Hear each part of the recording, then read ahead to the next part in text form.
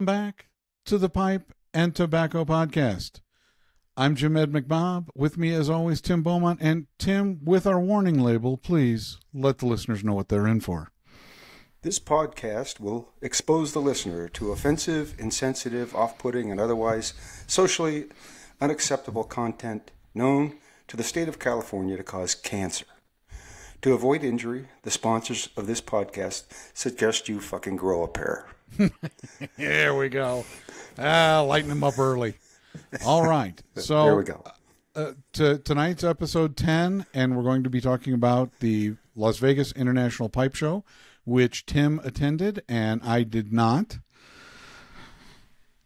to my chagrin. But Tim, let's go ahead and talk about the Vegas Pipe Show first, and then we'll do other stuff, and then who knows where it'll go from there because we're drinking early. So, alrighty.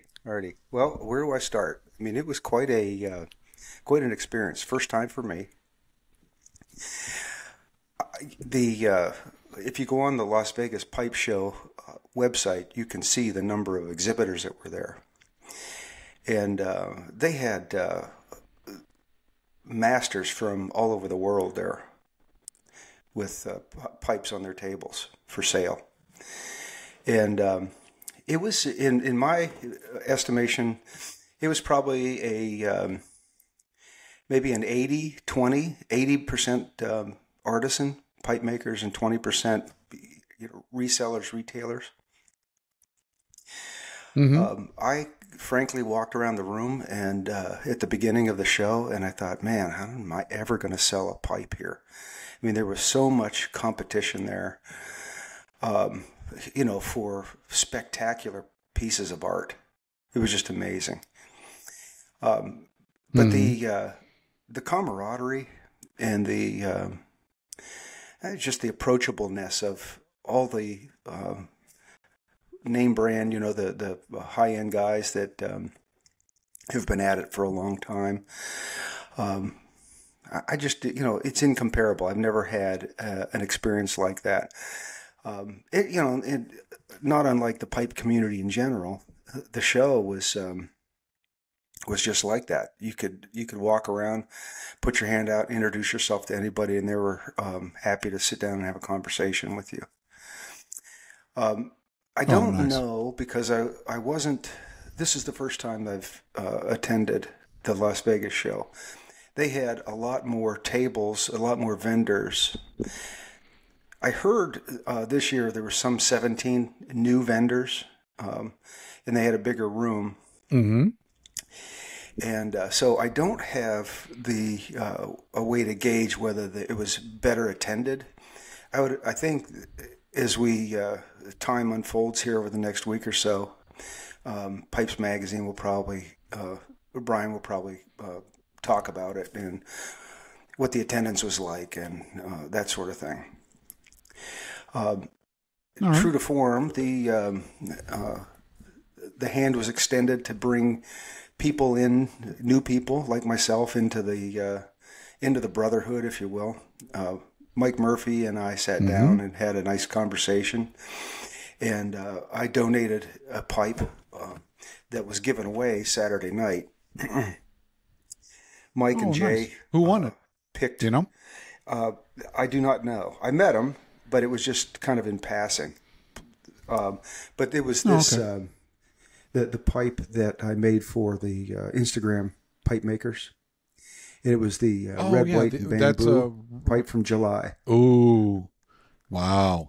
Nice. Yeah. So he got that, nice. And they were trying to find somebody who was new to pipe smoking, and was not really able to afford a top end artisan pipe.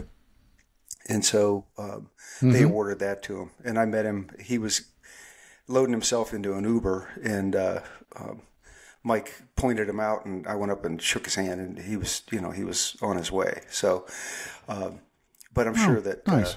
That's going to come out in the Pipe and Tamper podcast as they go along. Yeah. So yeah, it was a great time.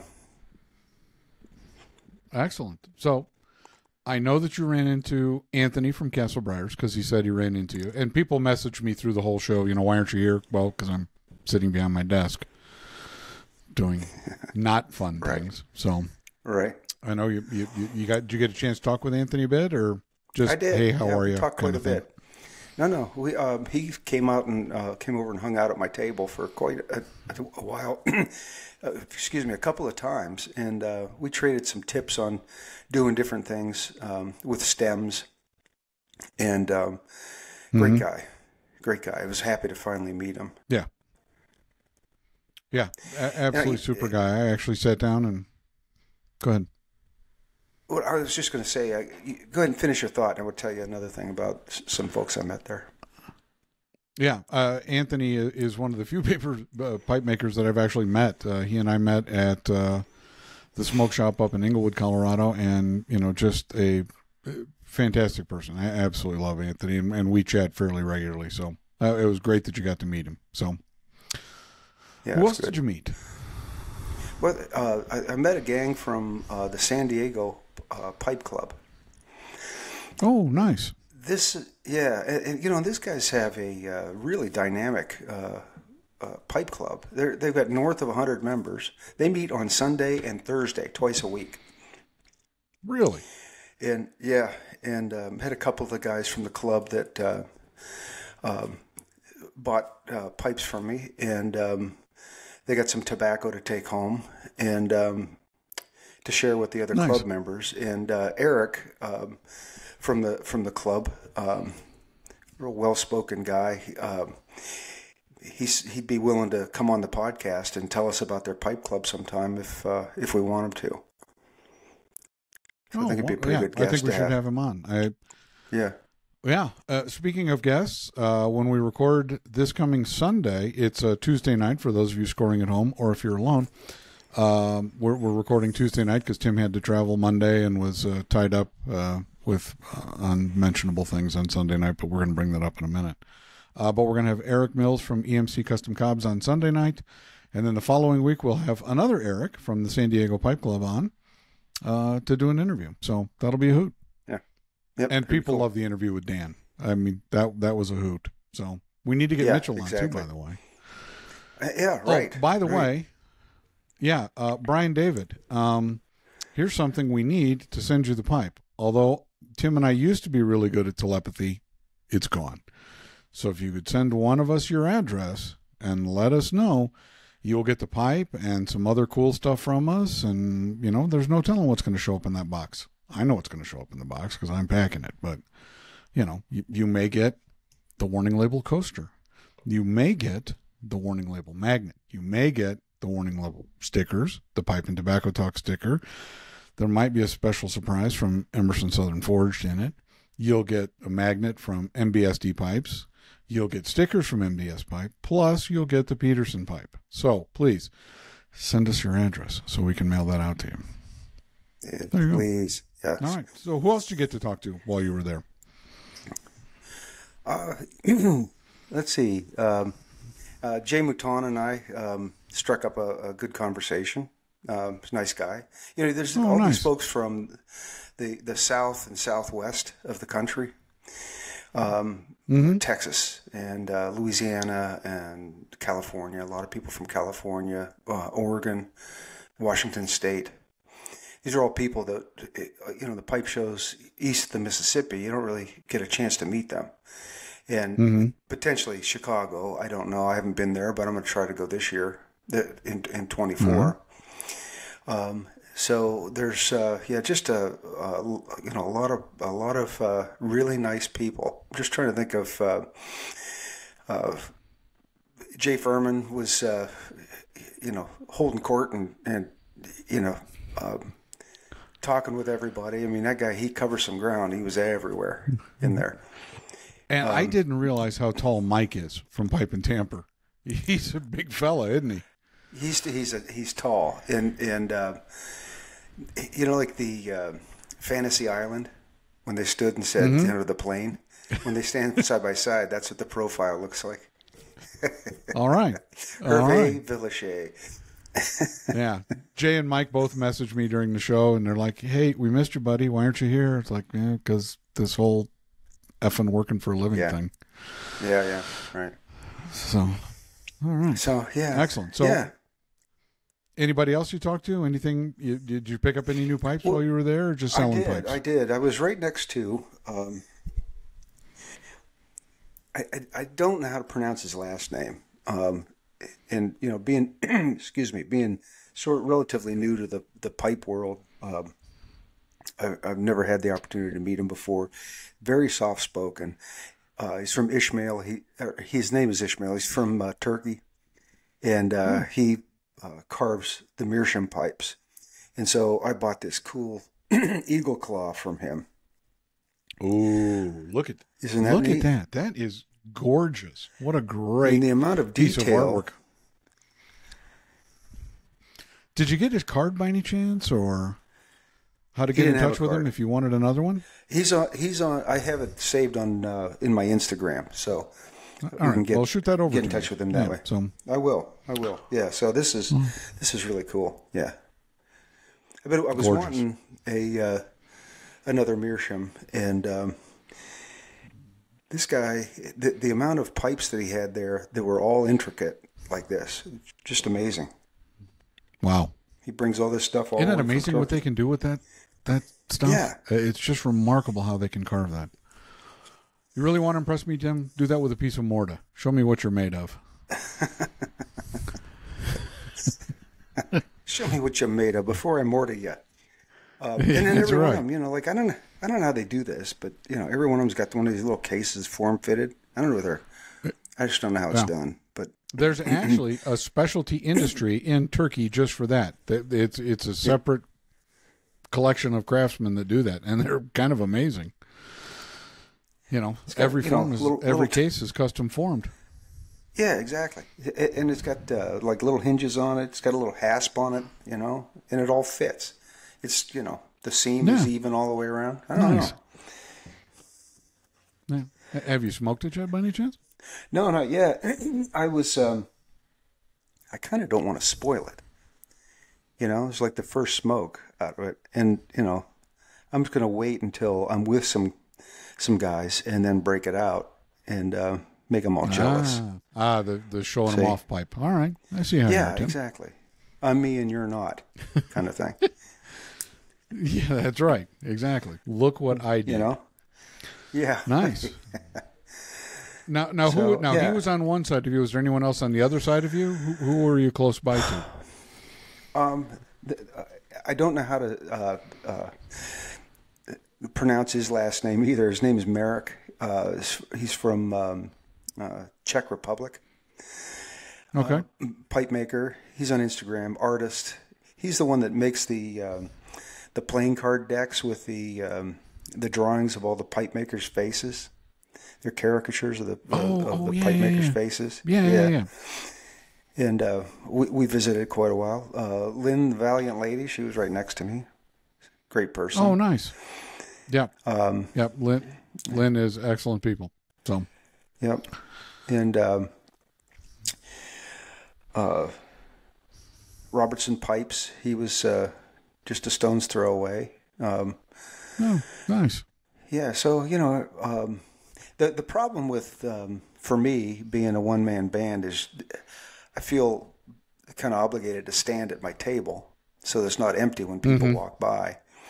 And so you don't get a chance to get around that much if you're by yourself. So, you do as much as you can, but a lot of times I would, move along and try to find somebody, and then they'd be off at the same time, doing the same thing I'm doing, and then you got to get back. So but I don't.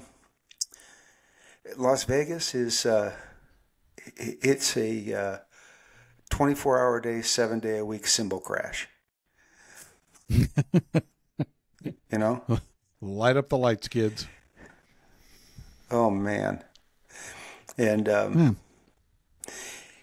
so I don't think there's a whole lot more to tell. It was just a great time, and if as a pipe maker, got a chance to meet people that I probably otherwise would never have a chance to meet.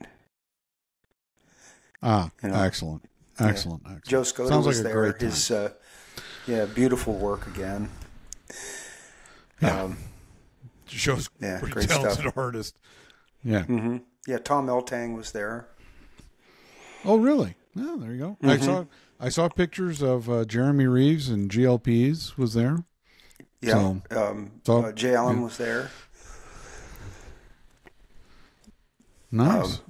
Man, yeah. So did you get to talk to Brian Levine at all by any chance? Did he swing by your booth and say hi? You know what? That guy was so busy. A little bit. How you doing? That kind of thing. But no conversation. Yeah.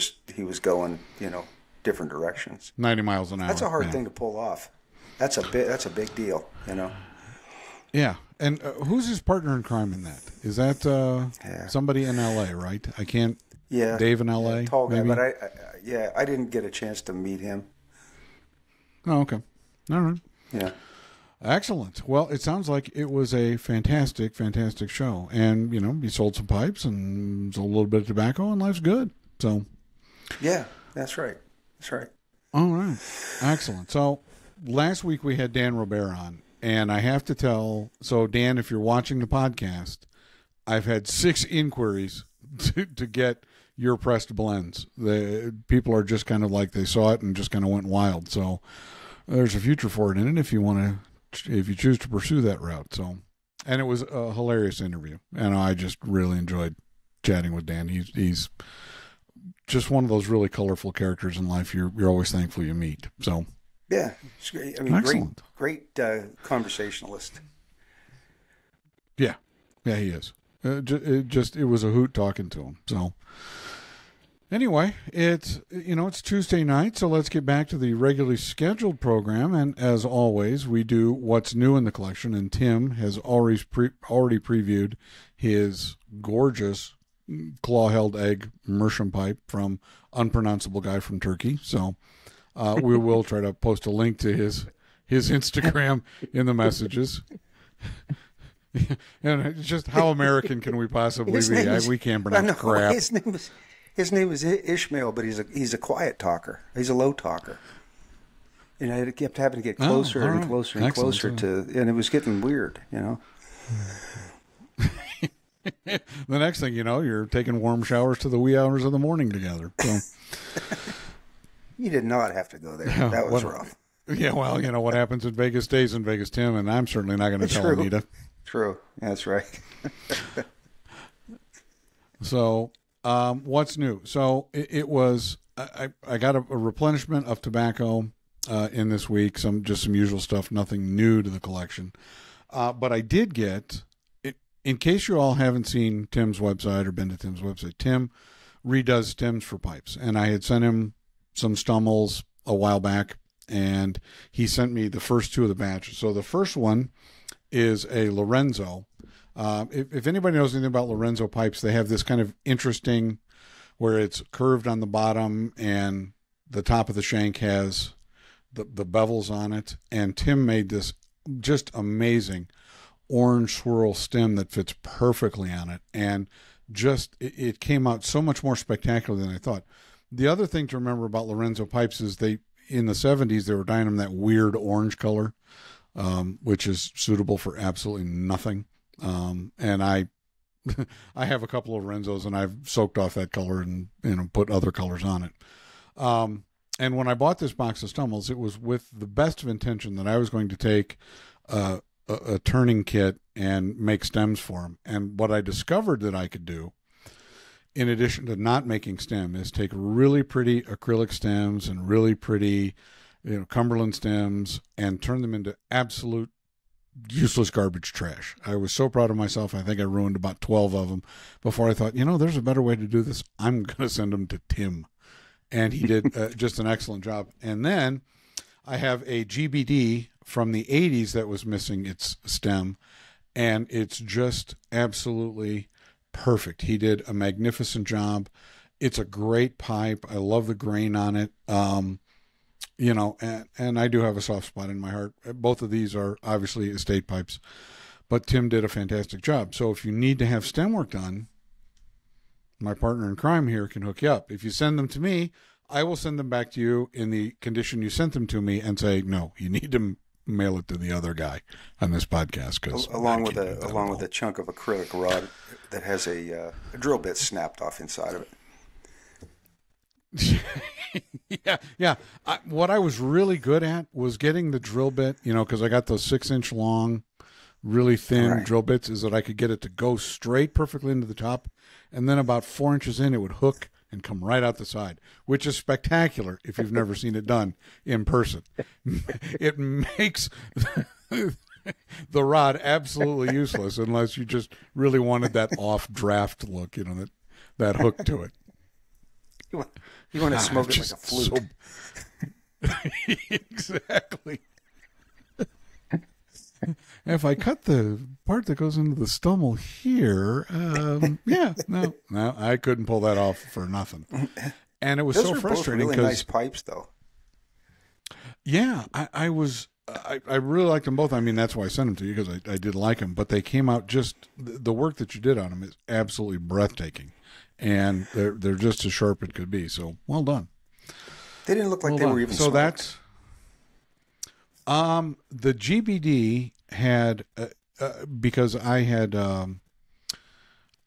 so when I get them, I will rot out the inside of the bowl and we'll give them an alcohol and salt bath so it kind of cleans them up a little bit. And I don't think the Lorenzo saw 2 bowls through it. I mean, it really had almost no cake in it, and And for those of you asking at home, when I get a new pipe, I take a little bit of honey and rub honey on the inside of the bowl if it comes unfinished. And I prefer that they come unfinished. But, sometimes you get them where they put the charcoal and, what is that?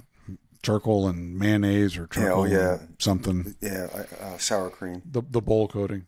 Sour cream. Right. Yeah, that's it. Not mayonnaise. Yeah. Because free-range mayonnaise would make it a lot better, but sour cream is fine. Excellent. All right. You want mayonnaise with that activated charcoal? Is there? Yes, please. Because it's delicious. You think you hate it now? Wait till you set it on fire. It'll be way better. All right. Do you have anything new in pipes? Go ahead. Say again. No. I was just going to say. Roll on. That other Lorenzo that I have that needs to be done. It's got like a sea rock kind of rusticated finish on it. That's going to be a cool pipe, and that one's really nice. Yeah. That was so I got that box from Tinker, and there's a box of like 40 stummels in it, and some of them were like, okay, I'm not sending this to anyone to put a stem on it because I'm never going to smoke it. But there were some Lorenzos, and you had done 2 of the Savinellis already. That were in that and sent those back to me. You turned the one into that Bing with the green and white swirl. Right. And, it was a great box of stummels, and I'm very excited with what you did with them. So, well done. Good. All right. Well, anything new in pipes? Yeah, well, now that the show's over, I've got a handful of commissions to start working on. And one group, it's a group of 4 pipes that you know about. It's the buddy pipes. Yeah. Yeah. So I'm going to get started on making those. Me and you and Tinker and Harrison will each have a Marion pipe. Ooh. By the way, Father Brian got in touch with me over the weekend. So those of you who don't know, in one of our early episodes, Tim, in fact, I think it was episode 2, where he showed off the Marion pipe that we all kind of fell in love with. Well, Father Brian was the commissioner of that pipe, and he asked me, how many blenders do you have? 80 different ones, I think. I think it's actually 76. And he goes, could I get some of just the individual blenders? He goes, yeah, and I want to order some blends from him. And I said, okay, what are you looking for? And he sent me a list. He wants 24 different blends. I go, okay, we'll work out a deal and I'll send you some of the blenders. He goes, I just want to understand what you're thinking and how the individual flavors act. And I thought, that's exactly what I did. I bought every blender that I could get my hand on and smoked them individually and thought, okay. And as you go through trial and error, you start to see, okay, this goes together, this doesn't go together. Or this would be great, in a lesser quantity, and there's some things that are just really hard to smoke, just a straight bowl of them, I love Perique, but 100% Perique is, that's a bit rough on me even. So too much. Yeah. So, But yeah, so we're going to get that off to Father Brian, and I'm very excited to see the Marion pipes. That'll be cool as could be. So, yep, excellent. And our friend Matt, OK Jeep 8, has done some more stickers for us, and I believe you got a commission for him. So that'll be cool. What else you got going on in pipe world? I've got the Willie Roop asked me to make him a commission volcano that out of olive, and he'd like to have it look like there's lava flowing down the front of it. And I've got an idea how I can get that to turn out that way. So got that coming up, nice. And then I've got for Chris Murphy and his buddy a couple of blowfish that have their campaign colors on the stems. They were on campaign together, nice. And so he's treating his buddy to a pipe, and I was able to go into Steve Norris's room during their room hopping period and pick out a couple of bits of rod that match perfectly. You have a hard time when you look at the website, to really be able to determine what those colors are and to be able to see them in natural light. I was able to pinpoint and get them right. So we get started on that too. Yeah. And that's Steve from Vermont Freehand, just for those of you scoring at home. Okay. Excellent. All right. So it was another creative week. I've got a whole bunch of blends that are in production, right? Well, they're not in production. They're in their happy little presses.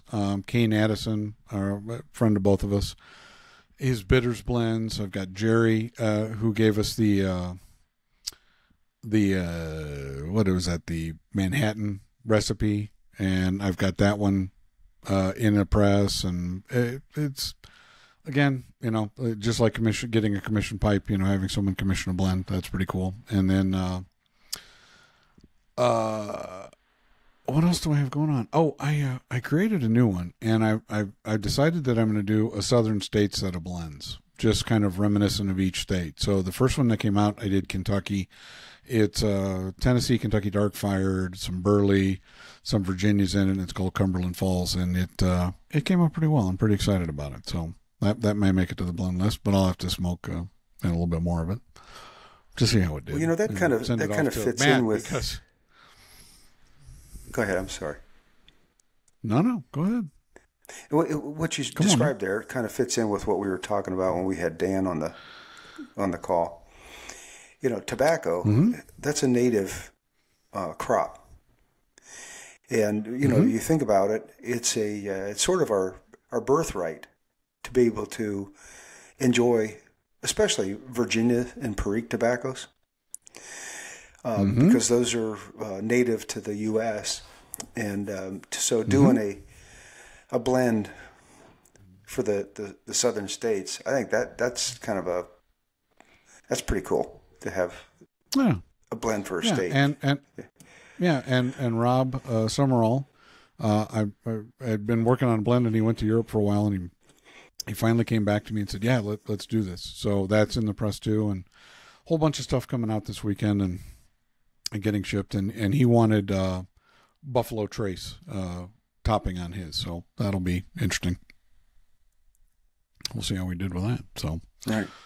Other than that, that's all that's new in tobacco. We've covered pipes, tobacco. We have absolutely nothing for Ask Us Anything, which I didn't post anything because my mind is small and I forget, so I forgot all about it. But we did get a great email from Richard Bro, a friend of ours from Georgia. He's I believe he's got a pipe from you, and I know he's got a couple of my blends, and he said, "You and Tim hit it out of the park. I enjoyed listening to Dan. He brought back some good memories of living in Louisiana. I spent 37 years in, here's a word that I'm going to pronounce badly, Houma, Houma, Louisiana, which was about 20 miles from Thibodaux, where he grew up, and a little over 2 hours from Eunice. We'll have to try to get some of his offerings. He's one of the 6 that really liked Dan's pressings. So, I do love me some Boudin and andouille sausage. Yeah. I'm kind of excited to get that box from Dan. That'll be tasty. Yeah. looking forward to trying your curmudgeon blend, which still in development. I did a test run of it. It was, no. It was one of those blends where, how would you describe this blend, Jim? Well, I would take a couple of Camels and a Marlboro Red and crumple them up, throw them in a bag, put it under the seat of your car for 2.5 years, and then enjoy. It was just not... Sprinkle some bergamot powder on it. Bergamot powder, to summon the demon, and you're off and ready to go. Season lightly with bergamot. Yep. And now, Tim, let's get to the most disturbing thing that I heard about the entire pipe show. And I'm going to preface this with a picture that Anthony sent me after the show that said, "God save steak, not lettuce." So I get a message from our good friend Terry Brewster. And he said, "I've never been more disturbed in my life." And I'm like, "What?" And I, sent him back question marks. He says, "Tim's having a salad." And I'm like, he goes, and Tim messages me like 30 seconds later, goes, "Before this gets out, I ran into Terry and he caught me eating a salad." And I'm like, we've spent the better part of 9 episodes making fun of salad munchers, and here you are surrendering to them. You go to Vegas, you lose your mind. I thought for sure Terry's going to go back. Yeah, he put on a little sarong and some frilly underwear and he was swishing around for us. But no, he just had a salad. But and he tried to, and Tim, he tried to make it better. In my defense, it did have pastrami in it. It did have. It was full. There it is. It had full of pastrami. It was chock full of pastrami. It was all pastrami wrapped in lettuce. It's like when you go to In-N-Out Burger and get it jungle style. It's a hamburger wrapped in lettuce. We were sitting at the bar and we were having the drink, and he says, "So did you eat dinner?" And like a dumbass, the first thing I said, "Oh yeah, I got it was the thing, and I got a quick salad." And I heard the chair scoot on the floor like that. He slides his chair away from me like I have leprosy. He goes, "Okay, Tim." And then he starts texting you, and I'm thinking, man, I am fucked. This is bad. This is bad. And so the first thing I did was start pleading my defense, but it had cured meat in it. Exactly. A friend came in from out of town. I got a flat tire. I don't know why I had a salad. Like, right. That's just heartbreaking. Oh, and you're thinking, where did I by go the wrong way with him? Yeah, really. And I was like, "Tim, just turn in your man card and give it up, and run, go get your tuckable underwear and call it a day."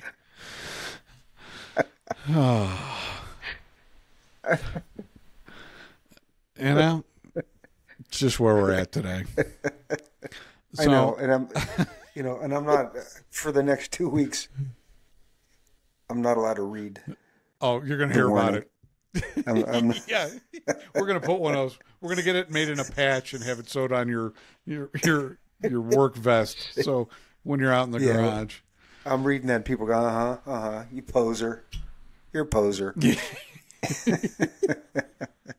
Yeah. I bet you have a motorcycle with training wheels. You got one of those tripod motorcycles. Don't even think you need training wheels. With a by the way, with a playing card in the spokes. Yeah. I am back to Redbreast tonight. It was a toss-up between Law's Bourbon and Redbreast, and Redbreast won. So I'm having a couple of drinks of Redbreast because it's been a magical week so far. All right. Like I'm just not going to talk about it, so we'll just let that go. But needless to say, Jim will be wearing knee pads and an ass-kissing sombrero for the rest of the week. Nice. Yeah. So but also, just think about all the people you get to meet. Yeah, hostile, angry people that really want to talk to you. Jim. Yay, team.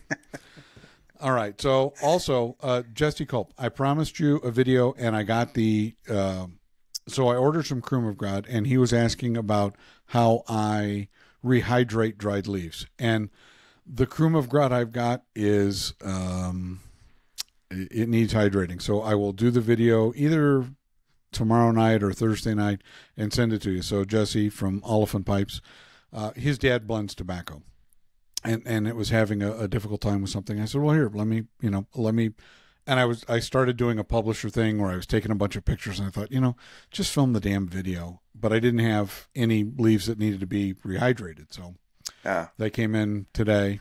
So, and this Krum of God I've got. And I'm not bagging on Leaf Only, but everything I get from Leaf Only is like sub-Saharan dry. It's just like, where are you guys at that it's this dry? Are you guys in Phoenix or, Tempe? It's just brittle dry. And if you run it through, because I've got that big electric shredder now, if you run it through the shredder, it makes this really cool Krum of God powder. Which is, oh gosh, a little bergamot powder, a little Krum of God powder, and we may have summoned a Sumerian demon. So yeah, gee. That's don't open the windows. All your product to go out. Oh yeah, and I have my ovulating fan, which somebody is still bringing that up. Messaging me. So I've got the ovulating fan on, and it would just blow it everywhere if I ran it through the shredder. It would just be like a cloud. Achoo. Go get the vacuum. Change the bag. We're going to pick this up. Exactly. Get the shop vac. You're going to be cleaning some stuff up. But that's what's going on. And, everybody seemed to really enjoy our movie bit. And I think we have to expound on that and talk about music at some point, because I think your tastes are almost as eclectic and humorous as mine.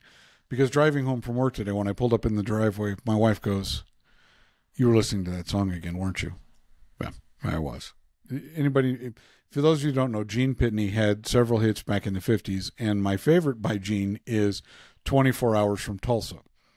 It's about a man driving home. And if you get a map out and look where 24 Hours from Tulsa is, it's nowhere west of Tulsa, because you would be like someplace in northern British Columbia, and that makes the story implausible. And the rest of the country, it's like you're in Bangor, Maine, or someplace in Vermont, and you're driving home. And it's just one of those songs that just, when I was a kid, I heard it, and it kind of stuck with me through my whole life. So 24 Hours from Tulsa. So if you've got Spotify and you want to laugh on Jim's behalf, then go ahead. So what? Terry Brewster and I had he and I had a conversation about, music, and Terry's a musician, and we were talking about guys like the Allman Brothers and Little Feat, and that sort of genre back in the 70s, the sort of country rock kind of. Yeah, they even call rock. It that. Yeah, Southern rock, and. Yeah, so it got me thinking about that, and I was listening to the on the way home, Dixie Chicken, Fat Man in the Bathtub, good stuff.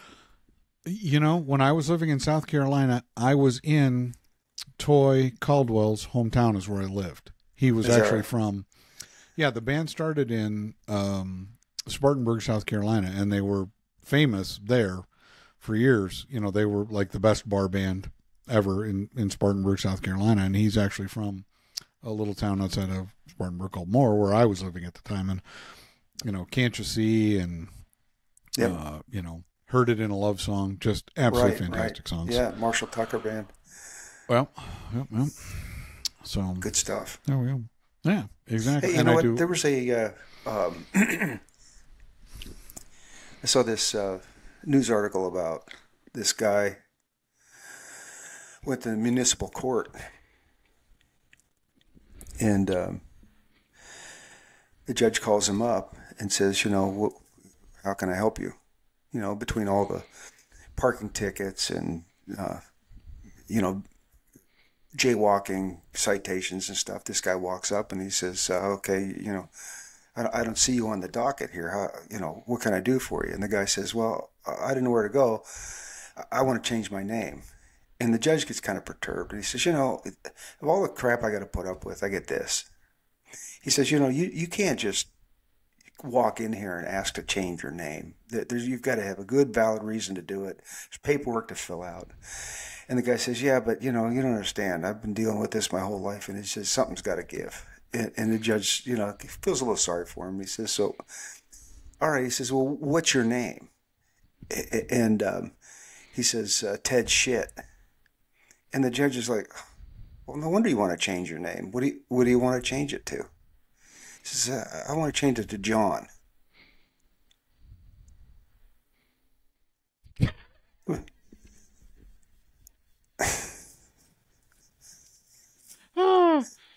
So I've got a dad joke because I enjoy dad jokes immensely.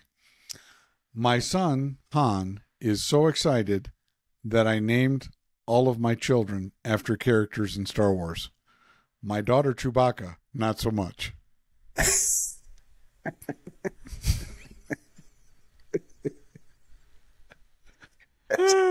I can't help it. It's bad. I know it's joke. bad.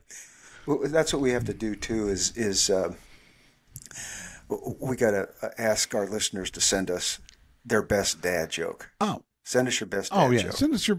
Send us your best. In fact, if you send us your best dad joke, we'll send you some swag. We'll send you some stuff. We'll make it a contest. So right. Send us your best dad joke. We'll read the best ones on air. We'll pick a winner, and the winner gets stuff from us. So there you go. Yeah. Yeah. There you go. Excellent. So, I really don't have a ton else. I just, like I said, I saw so many pictures from the pipe show and so many people having a great time and really kind of fun. And what was really cool while all this was going on is Nate from Pipe Sports and Pals had to record the show by himself. So he thought, you know what, I'm going to take this opportunity to go interview Captain Kirk, another Instagram. He's on our pipe, and they went and had pipes and recorded the whole thing. And he got home to start to do all the editing and magic and realized that he was breathing directly into the mic, so it sounded like Darth Vader through the entire thing, and he couldn't get the noise out of it, and it was just an incredible struggle. And he says, I'm going to record a bunch of stuff, and he asked a very interesting question. And I thought, well, as long as we're talking about nothing, which is kind of our theme. Yeah.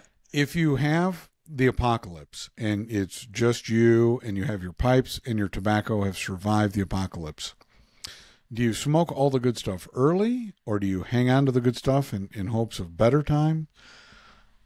What would you smoke? Would you, if you're out hunting or gathering, do you take a crappy blend with you to smoke, or, how would you handle what you're going to do with tobacco for the apocalypse? So, Tim, my question to you is, if you survive the apocalypse, you've got your pipe and tobacco, what are you smoking first, and what are you saving for the end? Wow. You know what? I'm actually giving that a think. How would I do that? So, I think what I would have to do is I'd want the good stuff to last as long as I could, but I wouldn't want to deprive myself. So, I would intersperse the good stuff, alternate with the bad stuff, and try to drag it out as long as I can, so that because if all you've got is the bad stuff at the end, now I'm going around eating human flesh, Yeah, I've had a half-stomped gopher. Yeah, I want to wash that down with some Orlick Golden Slice. I'm kind of I went the opposite way with it because, if it's the apocalypse, tomorrow's promised to no one. So I'm going to enjoy the good stuff while I'm still alive, can walk upright. I'm not a zombie, I'm not having my Walking Dead moment. I'm going to enjoy. And this is the other thing too that I would comment: how much bad stuff do you have in your cellar? Because I don't know about you, but I don't have anything that's bad in my cellar. Me either. But see, I'm thinking about you break into 7-Eleven and you steal all the old half and half that's been on the shelf for a million years. Yeah. Look, we found a gas station and all it has is Captain Black grape. Man, that's. But I'll take that. We know we're in for a rough evening. I've got 11 pounds of Captain Black grape. What will you trade me for it? Oh, I've got a fifth of Fireball. All right. One bad decision deserves another. It's like, and you jump at it. I'll take it. Exactly. Oh, here you go. Because when I light the Fireball on fire, it won't stink as bad as the Captain Black grape will. Man, and Eric at EMC Custom Cops posted, he's thinking about his dad and he had some Captain Black, and I actually like Captain Black, but I'll tell you the secret for me for Captain Black, it has to be at least 2 years old in a jar, because if you get it fresh out of the tin, man, just eat it with a spoon. It's a lot easier than trying to light it, because it's a wee bit goopy. Yeah. So, my son-in-law and I have this every time we get together. Are we gonna have some drinks tonight? And he'll get his Crown Apple and other stuff, and I'll get Fireball and put it in the freezer. And he looks at me and says, "Why do you get that every time?" I said, "Every great decision starts with Fireball." He could be doing something stupid, and I want to be fully loaded on Fireball when we do it. So you want to have an excuse, but I drink Fireball. Well, no wonder you. Oh, did yeah, that. exactly, honey. I had I had 750 fluid milliliters of Fireball. Of course, I tried to jump off the roof into the pool because that made sense. You threw a rod in your Nissan Sentra, turning donuts in the street out in front of the house. I didn't know that was even possible, but we were drinking Fireball. That explains it. There you go. The next thing, I have this giant dragon tattoo on my back, and it looks great, but I have no idea how it got there. Yeah, right. I think it's your been wife says, $900 "Where's the on gallon this of bleach I had in the laundry room?" Oh, we were pouring that on the tires of the Nissan Sentra.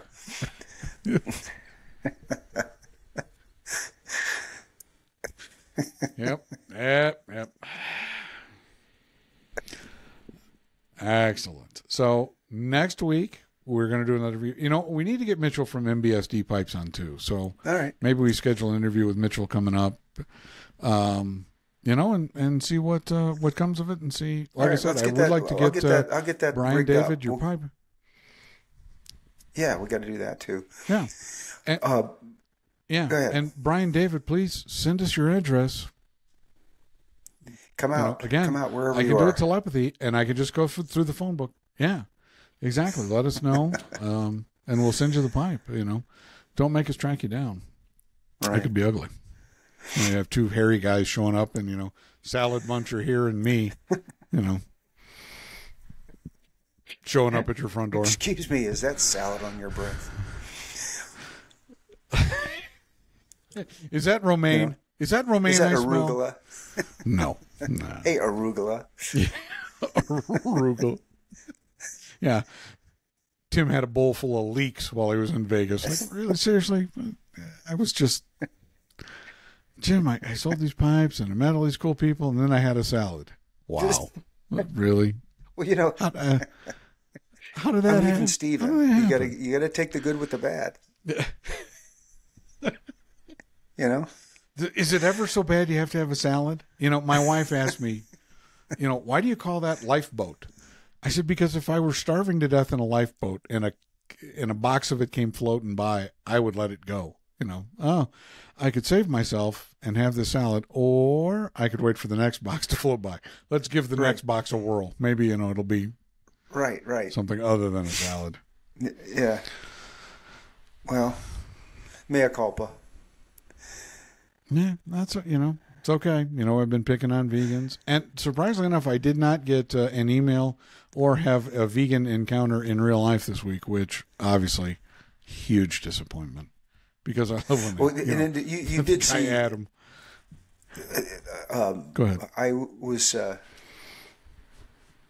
I sent you a picture. I'm not one of these people that is doing the social media snapshot of my meal, But they had it was the omelet in the hotel was called the Meat Fest, and it was about 2 inches thick, and it was full of ham and sausage and that kind of stuff. And so I took a picture of it and sent it to you, and you guys were like nonplussed. You're kind of like, okay, well, he's lying to us.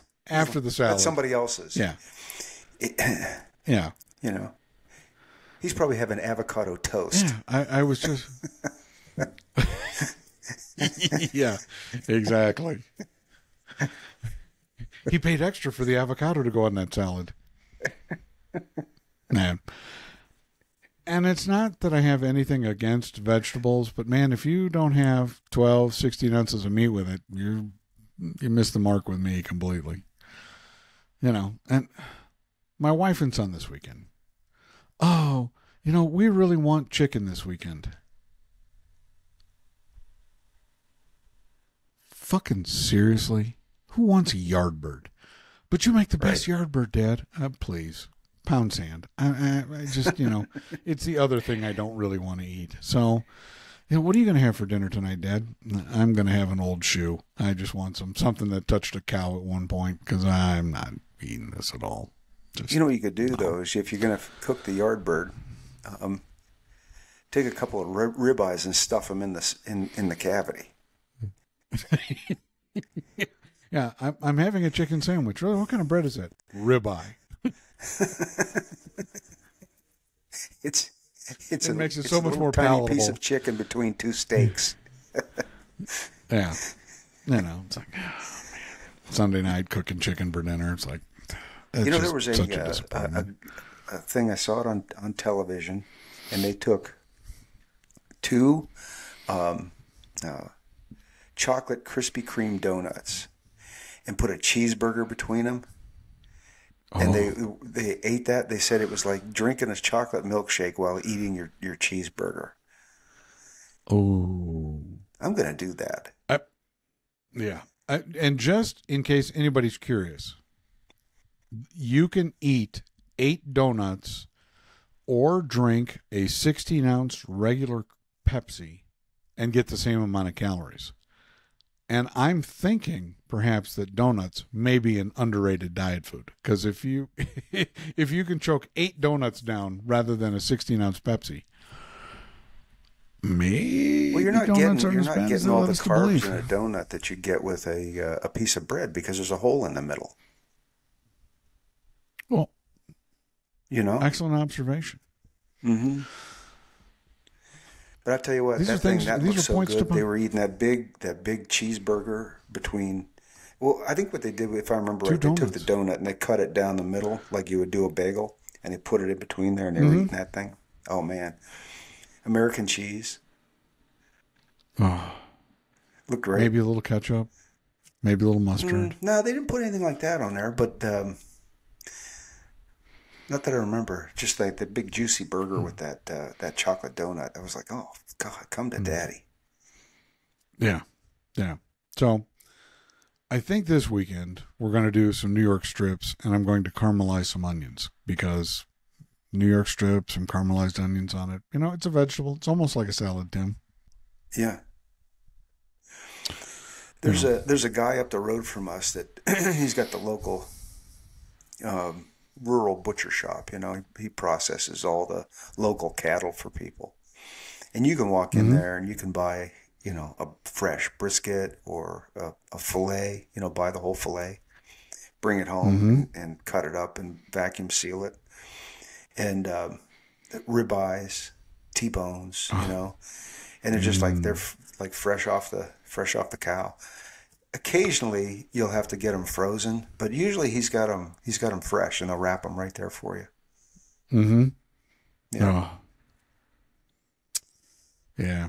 All right. Well, we're back to meat lovers. I think we're just a hair over an hour at this point. We've covered the Vegas Pipe Show. We've covered the new pipe in Tim's collection. We've covered the 2 new pipes that Tim put in my collection. Nothing really new in tobacco. not anything in ask. Remember, you can ask us anything. We ask how much wood could a woodchuck wood. Whatever you want to ask us, feel free to do so. Send that in, and we'll happily do so. But we always thank you for joining us for the show, and we will see you next week for episode 11 with Eric from EMC Custom Cobs. Y'all have a blessed evening. We'll talk to you next time. And remember, send us those jokes. That's right. Dad jokes. We'll give Win credit. a prize. Right. Yeah, absolutely. Right. All right. Good night, Joe. Good night, my friend. Good luck tomorrow. Well, thank you so much.